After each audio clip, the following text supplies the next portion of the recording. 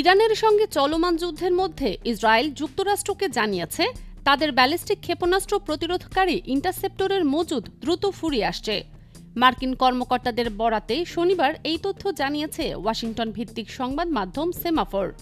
প্রতিবেদনে বলা হয়, গত বছর ইরানের সঙ্গে যুদ্ধ জড়ানোর সময়ও ইসরায়েলের ইন্টারসেপ্টরের সংকট ছিল। এবার ইরানের ধারাবাহিক ও ব্যাপক ক্ষেপণাস্ত্র হামলার কারণে দেশটির দূরপাল্লার আকাশ প্রতিরক্ষা ব্যবস্থা বড় ধরনের চাপের মুখে পড়েছে। গত বছরের জুনে ইরানের সঙ্গে ১২ দিনের সংঘাতে যুক্তরাষ্ট্র ১৫০টিরও বেশি থার্ড ইন্টারসেপ্টর ব্যবহার করে। এই সংঘাতের প্রথম ৫ দিনেই প্রায় $২৪০ কোটি পেট্রিয়ট ইন্টারসেপ্টর ব্যবহৃত হয়। পরে চলতি বছরের জানুয়ারি থেকে থার্ড ব্যবস্থার উৎপাদন বাড়ানোর উদ্যোগ নেয় যুক্তরাষ্ট্র।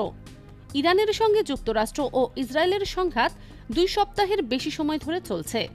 এ অবস্থায় সংশ্লিষ্ট সব পক্ষই দীর্ঘমেয়াদী যুদ্ধের জন্য প্রস্তুতির ইঙ্গিত দিয়েছে।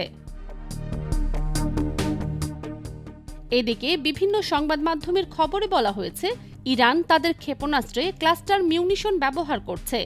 এতে ইসরায়েলের ইন্টারসেপ্টরের ঘাটতি আরও বেড়ে যেতে পারে বলে আশঙ্কা করা হচ্ছে। মার্কিন কর্মকর্তারা জানিয়েছেন, যুক্তরাষ্ট্রের নিজের ইন্টারসেপ্টরের কোনো সংকট নেই, তবে ইসরায়েলের মজুদ কমে যাওয়ার বিষয়টিকে তারা গুরুত্বের সঙ্গে দেখছেন। IBTV USA, new York.